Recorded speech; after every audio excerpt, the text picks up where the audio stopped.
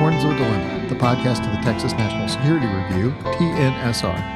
I'm Doyle Hodges, Executive Editor of TNSR. In this episode of Horns, we listen in on a talk by Ambassador Bonnie Jenkins, who discusses the array of treaty obligations, international law, and other agreements that make up the regime of arms control and nuclear non-proliferation, as well as control of other weapons of mass destruction.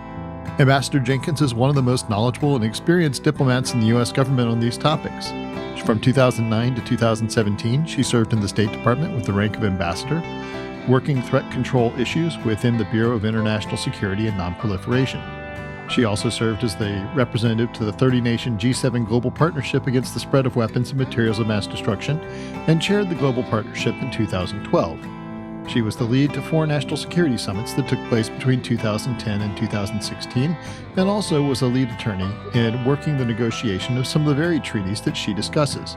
In addition, Ambassador Jenkins is the founding director and executive director of the Women of Color Advancing Peace, Security, and Conflict Transformation, a nonprofit organization established in 2017. The talk is hosted by Professor Paul Pope of the Intelligence Studies Project at the LBJ School at the University of Texas at Austin, and is moderated by Marigny Kirschke-Schwartz, a Brumley Fellow within the LBJ School. Let's listen in. Hi, everyone.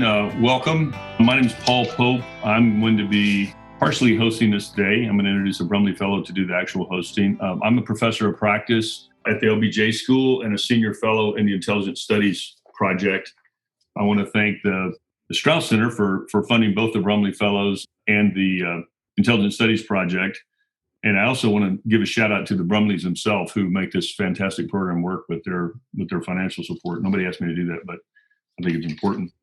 And my job today is to introduce my mentee, Marigny Kirschke-Schwartz, who many of you know. She is a next generation graduate fellow in the Brumley program. And, all the Brumleys have a distinguished scholar assigned to them as a mentor, except Marigny. She has me. But everybody else has an actual distinguished scholar. But anyway, it's great to be able to work with these young people. And one of the things I always try to do when I'm teaching a graduate seminar is to learn a lot about the students because they bring so much to the seminar. And Marigny is herself an expert on a number of counterterrorism issues and biological non-proliferation and a number of other things. So anyway, I'm honored to be her mentor, and I'm honored to introduce her to introduce our distinguished speaker, Ambassador Bonnie Jenkins. Thank you so much, Professor Pope, although I would push back at your comment on being a distinguished fellow. It's my pleasure to introduce Ambassador Bonnie Jenkins. Ambassador Bonnie Jenkins is currently the chair of the steering committee of the International Women's Conference on Preventing the Proliferation of WMD to Non-State Actors and the chair of the Committee on Radioactive Sources. She is also an adjunct professor at Georgetown's University School of Foreign Service and a lecturer at the George Washington Elliott School of International Affairs. She is the founder and president of the organization Women of Color Advancing Peace, Security, and Conflict Transformation. Ambassador Jenkins has held numerous positions in government. From 2009 to 2017, she was an ambassador at the U.S. Department of State, where she served as coordinator for threat reduction programs in the Bureau of International Security and Non-Proliferation. She also served on the team that helped establish and launch the Global Health Security Agenda in 2014, which is a global effort that has helped build country capabilities to respond to infectious diseases like Ebola, Zika, and now COVID-19. Ambassador Jenkins is a retired Naval Reserves officer. She holds a PhD in International Relations from the University of Virginia, an LLM in International and Comparative Law from Georgetown, an MPA from the State University of New York at Albany, and a JD from Albany Law School, and a BA from Amherst College. I'd also like to take this time to welcome Ambassador Jenkins back to UT as she taught a seminar here in 2018. Ambassador Jenkins, over to you. Thank you. Thank you for that wonderful introduction. And thanks for inviting me here to have this conversation with all of you. I've been asked to say a few words about really the status of arms control, non-proliferation today, the geopolitics, and thinking about what may change in the future. Will the elections change anything? And so I thought about this vast area, and I decided to just talk a little bit about the different type of what we're actually talking about in terms of the treaties that exist and what have been some of the challenges, and to explain why this is such an important question right now at a time when there really is a lot of question about where we are in terms of arms control and nonproliferation. What does the future look like? So I do want to thank all of you for giving me a chance to talk about this. And it's also, of course, wonderful to be reconnected with the school. So I'm going to share my screen, and what I'd like to do is, since I know everyone gets tired of PowerPoint slides at some point, love to have questions. If anyone has questions during the actual discussion, because I see this as a discussion. So if you have questions when I'm going through some of these, please feel free to ask them. So, what is the status of the arms control treaties and the regime? As I said, for those of us who work in the field of arms control nonproliferation, there's a lot of questions right now just about that issue. We have been seeing that the U.S. has been withdrawing from a number of treaties and conventions, which I'll go through. There's been a fear of a new nuclear arms race. There's loss of platforms for negotiations with the Russians because we lost the Intermediate Nuclear Forces Treaty, which I'll talk about. But now we're also maybe facing no New START treaty, which I'll talk about. We've had some challenges with our allies, some of our strongest partners on these treaties for many, many years. There's a challenge of what is the role of China in these treaties, and then there's challenges to biosecurity and chemical weapons issues. So I'm going to quickly go through these. I'm going to spend just a couple of minutes or just on each one of these, because I wanted to just give you the lay of the land and why this issue of what is the future, a kind of a scary one for those of us who work on these issues, because each one of these treaties that you see in front of you is actually being challenged in one way or the other. And this really makes up the arms control nonproliferation regime. So first, nuclear weapons treaty, which most of you are probably aware of, particularly since President Johnson was the president who signed the treaty back when it was negotiated in the 1970s. And for those of you who are not as familiar with it, the treaty really is the effort to try to prevent states from weapons, and for those who had them at the time, which was U.S., UK, China, Russia, and France, to get rid of their weapons. Of course, since the 1970s, we've seen other countries develop nuclear weapons. So there's essentially 8 in total now. But this treaty still remains important, still stands firm. There's been questions about it. The main question that exists with this treaty is in Article 6, for those of you who are not familiar with it. This article is the one that basically says that countries will work together for complete disarmament as they are committed to. This has been an issue of concern for the obvious reason we still have nuclear weapons. And even though the US and Russia, who have the most weapons in the thousands each, have been making efforts to get rid of the weapons, countries who are not patient and not happy with the process. They want more disarmament. So this is an issue that's not necessarily related to this particular administration. This is an issue that exists. Now, the question will come up, of course, is if we do not extend the START treaty, which I'll talk about, then an indication that you are not taking the steps we have been taking for many years to reduce our weapons. Okay, so this is an issue that has been around for a while, is Article 6. Having said that, in 2017, a number of countries who do not have nuclear weapons actually 2016, they decided that we need to make a change. Something has to happen. Article 6 is not being implemented.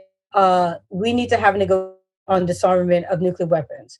And the obligation of Article 6 is for all countries, not just the nuclear weapon countries. So they decided that they're going to get together and do this under the UN.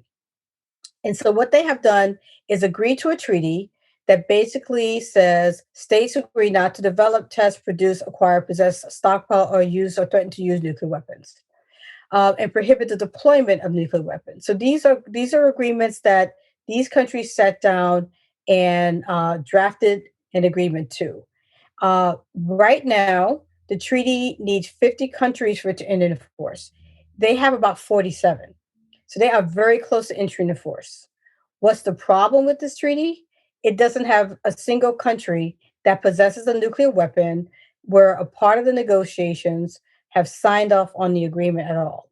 So you can see what the big issue here. The big issue here is that you have a treaty with 57 states soon will create a treaty that enters into force and it does not have a single country that has a weapon. So this will be an issue that will come up when we have the review conference that they have every 5 years for this treaty will come up. It was supposed to be this year, but the COVID-19 they didn't have it. It will be next year probably.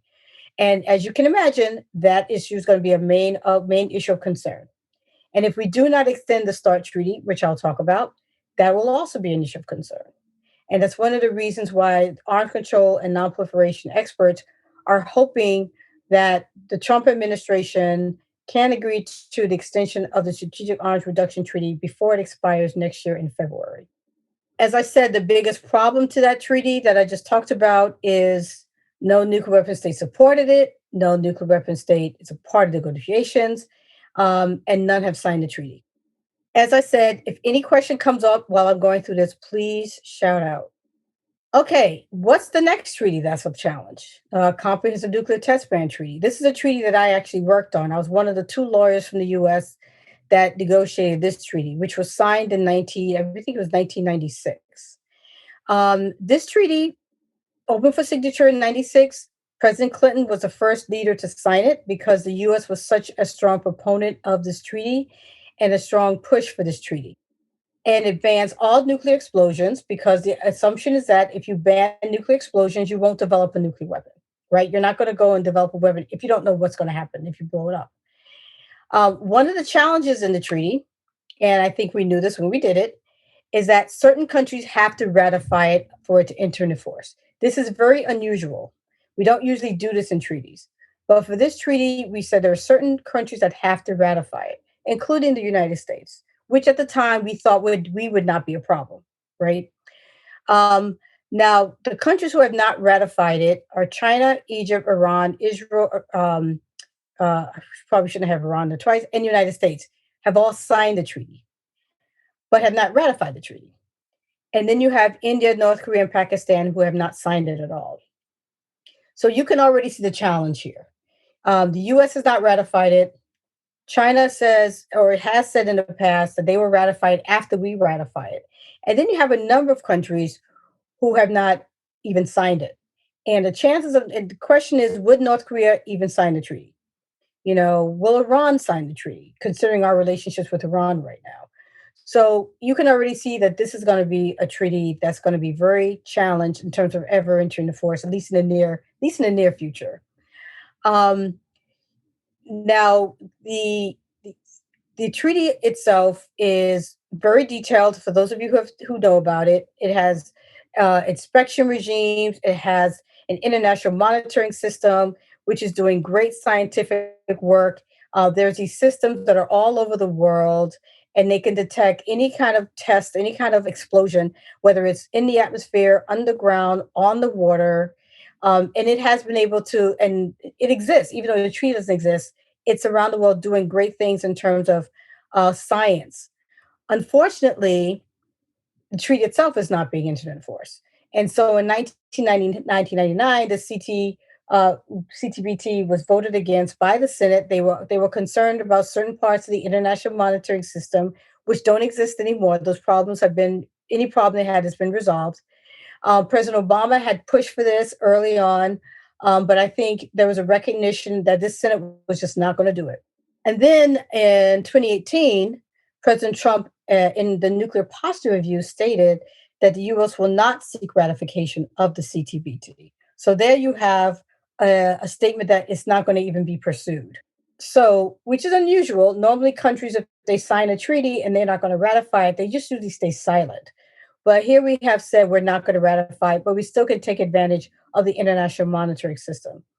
So, for those who have the question about whether the US is going to ratify the CTBT if there's another Trump administration, I think you have here that's probably not going to happen. However, fortunately, the work is still going on with the monitoring system, and the countries who have signed the treaty still meet in Vienna, Austria on a regular basis to discuss issues. So that's two. Let's talk about the Intermediate Range Nuclear Forces Treaty, which was signed by President Reagan. So this treaty was brought about as the Soviet Union reached nuclear parity with the U.S., as it says, and then there was a recognition between Reagan and Gorbachev, a desire to do something about the number of um, missiles in Europe. So they agreed to eliminate all of the nuclear conventional ground launched ballistic missiles with a range of 500 to 5,500 kilometers. Now, this was the first time that the two countries agreed to reduce their nuclear arsenals and eliminate an entire category of nuclear weapons, which they have. 2,692 missiles and have been eliminated as the result of this treaty. So this is considered a very successful treaty. It actually did what it was supposed to do. Our European allies are very happy with this. They felt more comfortable because, of course, they're closer to Russia than we are in terms of these weapons. I actually Yes. have a question about these previous treaties you just mentioned. Okay. Colin's asking if the Biden administration has mentioned signing any of these treaties as a part of their policy posture. When I get to it, yes, the Biden administration said they will extend the START treaty, which I will talk about. It's very likely that Biden will push for the CTBT treaty, particularly since President Obama was in favor of it. He was in favor of it. As I said, they had to take a step back when it was recognized that that was not going to be happening. So on those two, yes. On the non-proliferation treaty and on the well, we're a part of that one, but on the TPNW, the other treaty that no nuclear weapon state is a part of, I am not sure if we would. I'm not sure if we would sign that because I think the U.S. pushback on Article 6 of the NPT has been that we have been reducing our weapons and disarming with Russia, which are the two countries that have the most nuclear weapons. Okay, we have in the thousands, everyone else is in hundreds or less. And so that has been the process of disarmament, has been this gradual disarmament.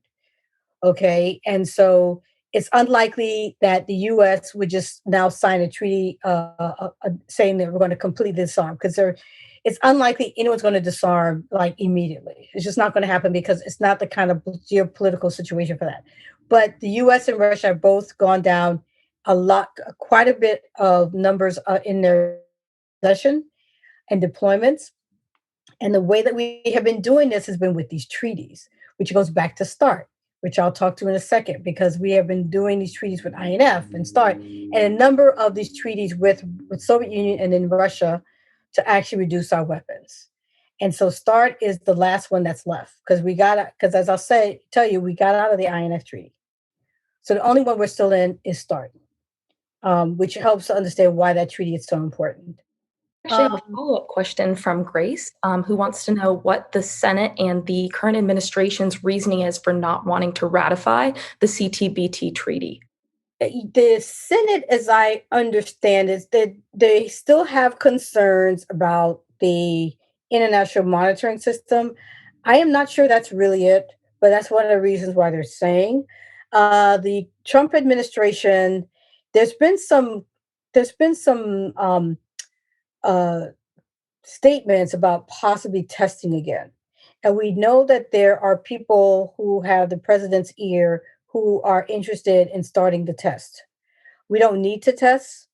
We are at a point, we have something called the Stockpile Stewardship Program, which we started really because of the CTBT, where we were able to say we don't need to test to ensure our weapons are still good weapons. We can use them if we need to. So we don't need to test, but there have been discussions about possibly testing again, which obviously would be a really bad thing. So that may be a little bit why the Trump administration is against it. Keep in mind, the treaty has been given to the Senate for ratification. So, in a sense, it's really in the Senate's hand to decide. It's already been signed off by the president. So, when President Clinton signed it, it's been signed off. And then we got it ready for the Senate ratification. We gave it to the Senate, and now the Senate has to act on it. So, in many ways, it's really the Senate's decision about what to do at this point. The president can certainly push on him, but it's really in their hands about what they're going to do. But they have shown no real interest. And in addition, the administrations have always had other things that they've had to immediately push. And so New Start came along because the other start was coming to an end. So they had to do that more importantly, for example. Any other questions?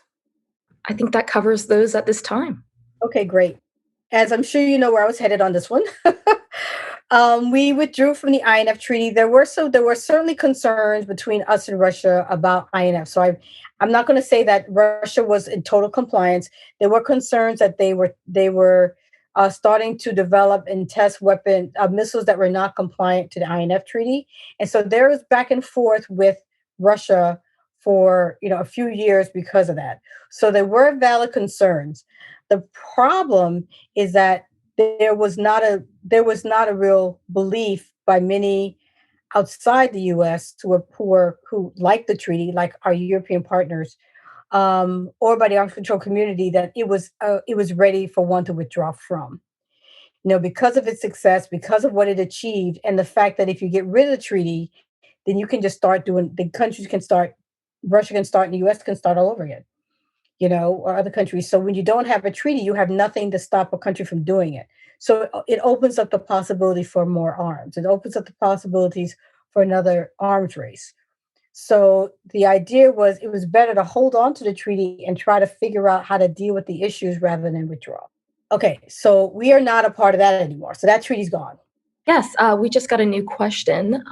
What measures are put in place to ensure that member countries actually keep up their end of the deal? Do other members have surveillance over them, or does everyone just kind of hope for the best? In these kind of treaties, you have verification mechanisms. So there are a couple things that you do. You have verification mechanisms where you do inspections. So countries inspect each other. For most of these treaties, except the BWC, unfortunately, these treaties usually have inspection provisions. So you can inspect what each other's doing. You have what they call national technical means. So you have satellites you can check and see what countries are doing. And then you have the actual forums that are established. Each one of these treaties establish a way in which countries can meet together on a regular basis. They have review conferences. Countries can just decide they want to meet together. There's mechanisms I put into this to keep countries build confidence that they're doing the right thing. And then when there's a dispute, all the treaties also have they all set up these groups, these subgroups within the countries to actually discuss compliance issues. So there's mechanisms I put into the treaty so that they can resolve their own concerns. And normally, for the most part, countries don't get into these big arms control treaties unless they're ready to do it. And things change, and so what you use the possibility of adaptation to adapt treaties to whatever changes happen. And that's really the sense that you go into. You go into it with the idea that this is a treaty that stays unless there's an expiration date, at which time we will sit together and decide to extend it. That's the normal thinking. But there's usually a thinking that it's going to stay. Something's going to say, we have given up major weapons for our security. We didn't do that lightly.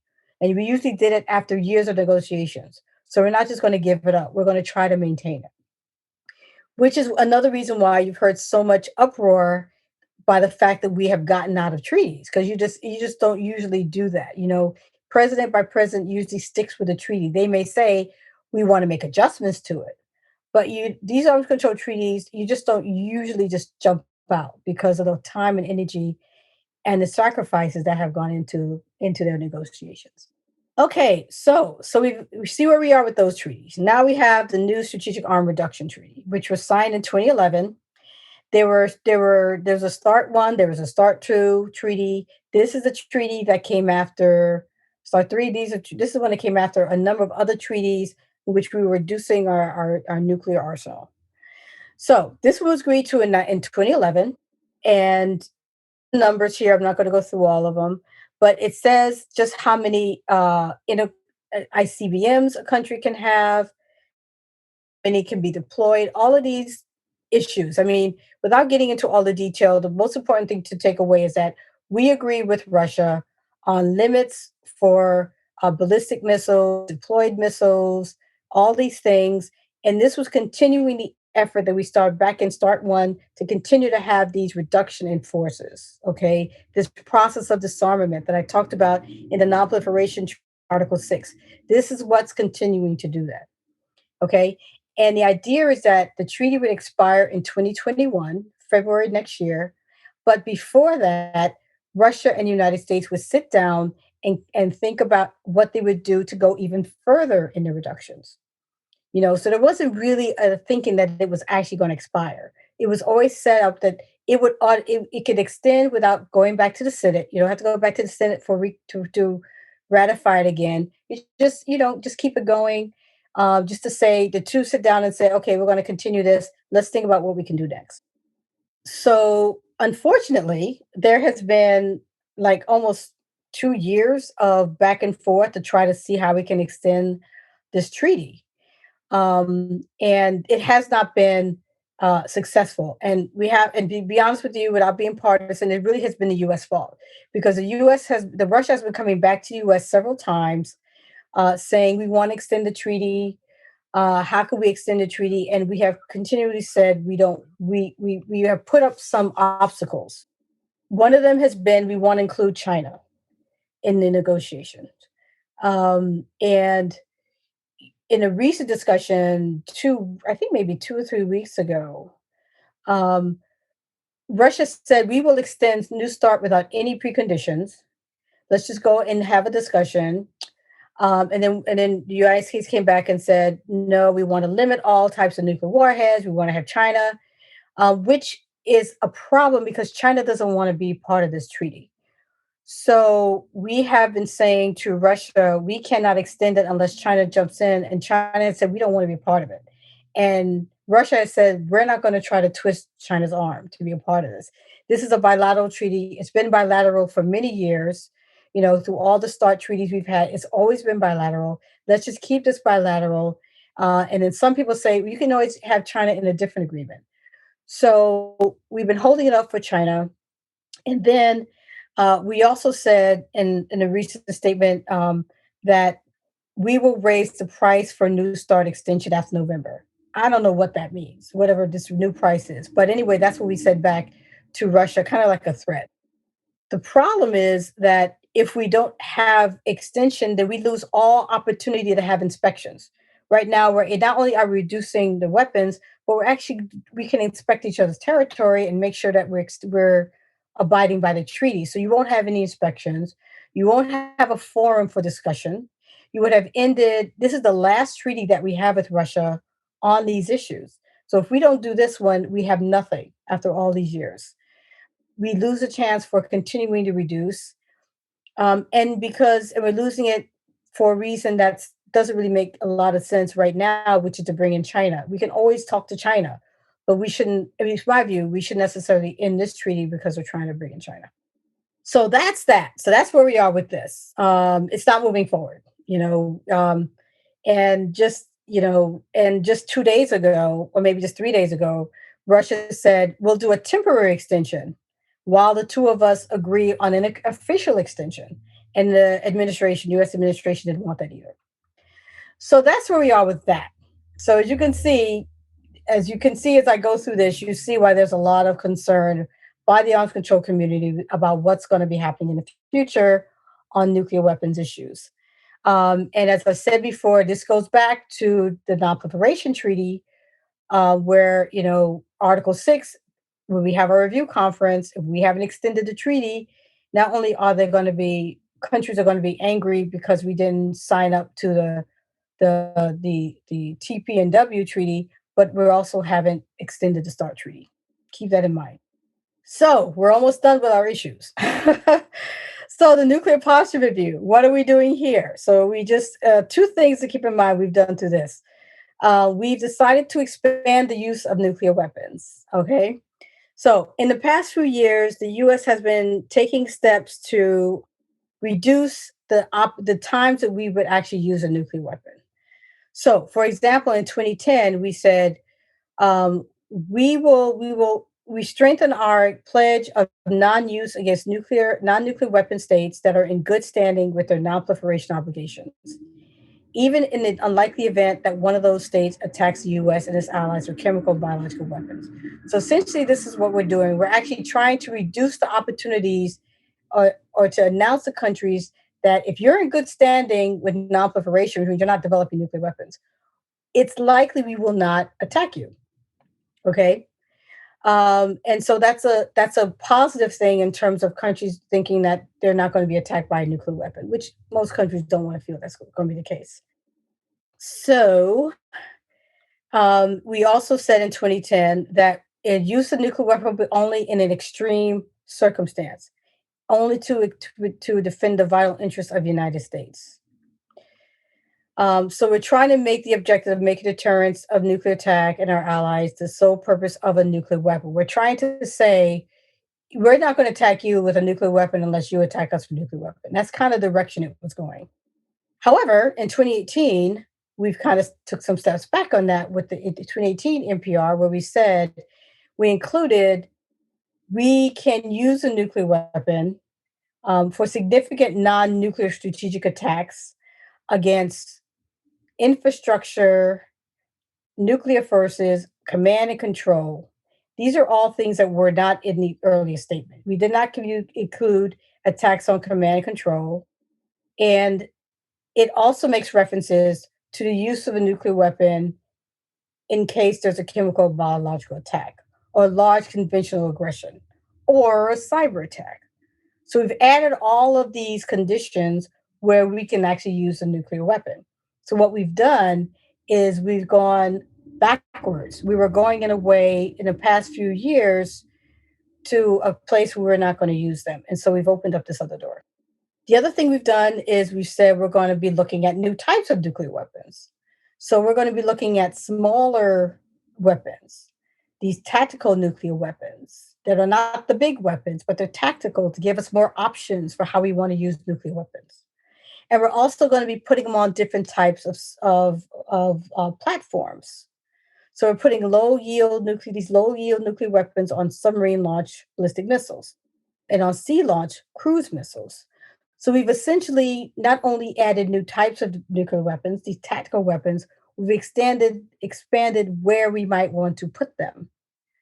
So this has created a whole source of concerns, as you might imagine. Not only that, but it also is going to cost a lot of money. So, and we are already spending a lot of money on modernizing our nuclear weapons, trillions of dollars to do that.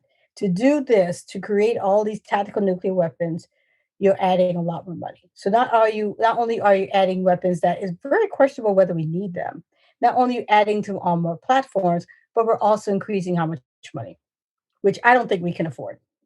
So it's not getting any better, guys. So then we have the Open Skies Treaty, another treaty that I worked on. Okay.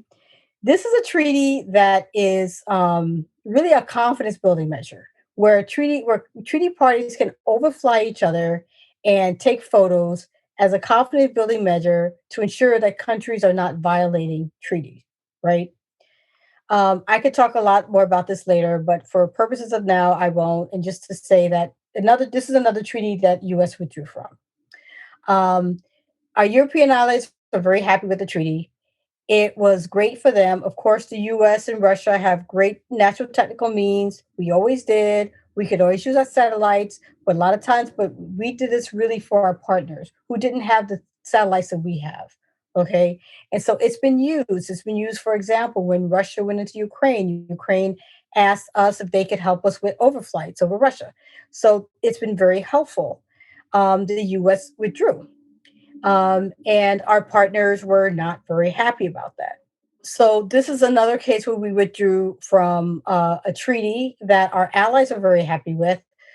Germany was very unhappy with it. So was France. I mean, so you had our allies who have been with us on this treaty since it was established in 1992, questioning why did we get out of a treaty. Now, there was a concern, to be honest, there was a concern because Russia was not letting us go over some parts of territories that we wanted to go to, for example, Kaliningrad.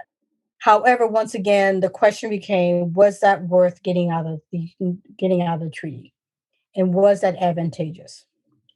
So that's another treaty that's gone. And we haven't even gotten the JCPOA yet.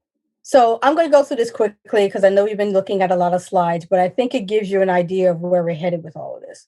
So the JCPOA, as you know, was with us, with all these countries in Iran, China, France, Russia, UK, Germany, European Union, and it was very successful in cutting down the possibility of Iran developing a nuclear weapon. And that's why we were doing it. Because as you might remember, it was a lot of back and forth with us in Iran about whether they were developing a nuclear weapon. Iran was saying they weren't. We were saying they were. Our intelligence was telling us that they were. They were saying they weren't. And so after months of all of this, we decided that we needed to do something because Iran was only 1 year away from developing a nuclear weapon. So we had to do something quickly. And so what the agreement did is it basically limited, without going into detail, it basically limited how much effort, how much Iran could do, both through uranium and plutonium, the two ways to develop a nuclear weapon, that they could actually use to develop a nuclear weapon. They had a lot, they had a lot that they could use to do it, but they were limited in many ways in what they could do. And I won't go into detail, but I will say that their uranium stockpile that they had was reduced by 98% from where they were when they started before the JCPOA. They have drastically reduced the number of centrifuges which you need for developing weapons, and shipped tons of uranium out to Russia. They had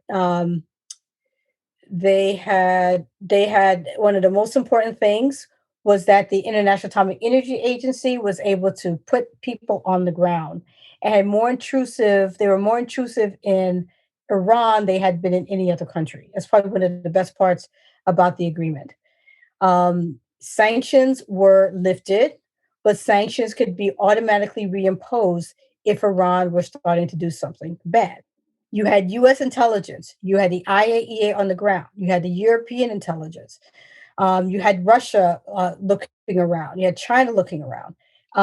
So anything that Iran could have been doing would have been detected by somebody. And the US intelligence, the IAEA, and everybody was on the ground, in the air, satellites.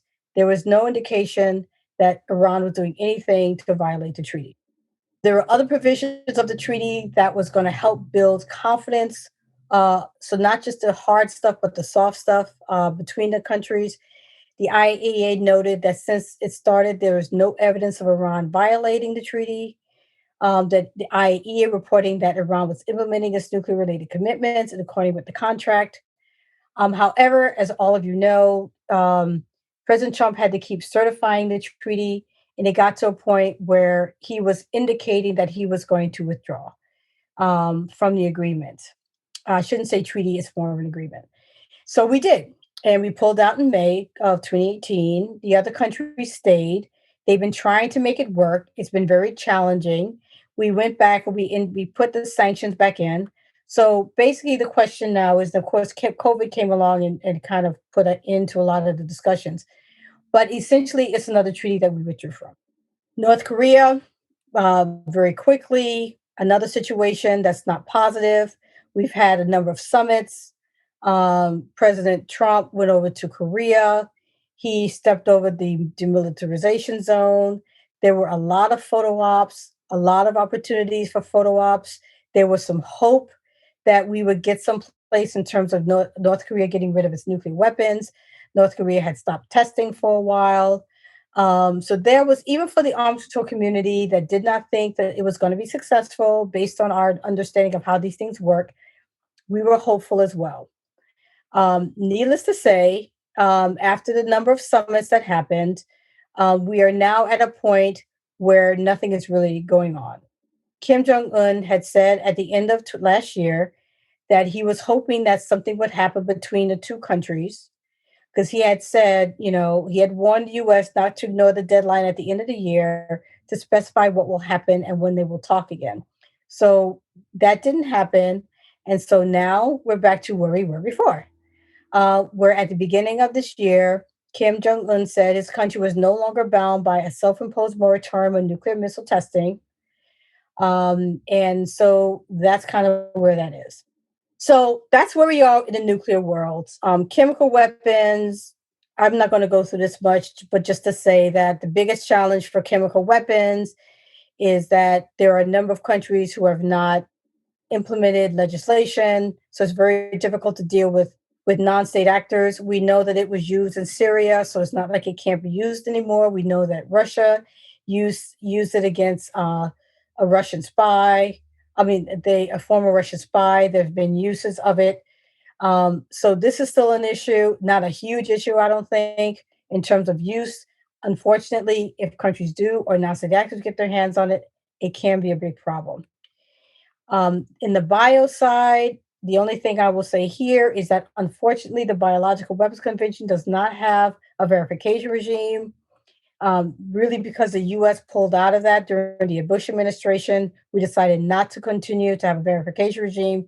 It's the only one that doesn't have one. We've been very lucky that nothing's happened in terms of biological weapons. However, there are now concerns and thoughts about what we're going to do because of COVID-19, because all evidence is that it was not intentional, that it was a natural occurring disease, but it does raise a question about what do we do in terms of biosecurity and biopathogen. And so after all of that, I think I've given you a very good lay of the land to help you understand why we have the questions we have today. And so people have asked, what would change if we have a Biden administration? I think from what you've seen from everything, that if the Trump administration stays, then more than likely things will probably continue. There's nothing to indicate that things would change drastically on any of the treaties I mentioned. That they would probably be the status quo, maybe worse, but probably the status quo at a minimum.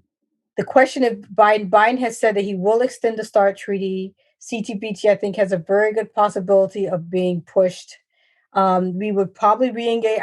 Pretty sure we will re-engage our allies.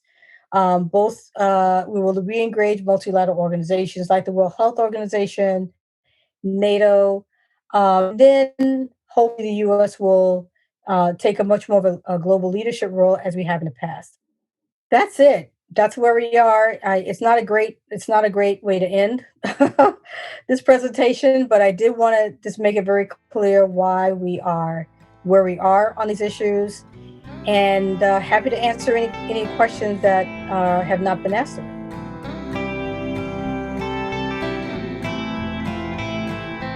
Thank you for listening to this episode of Horns of a Dilemma, and please don't forget to visit our website at tnsr.org.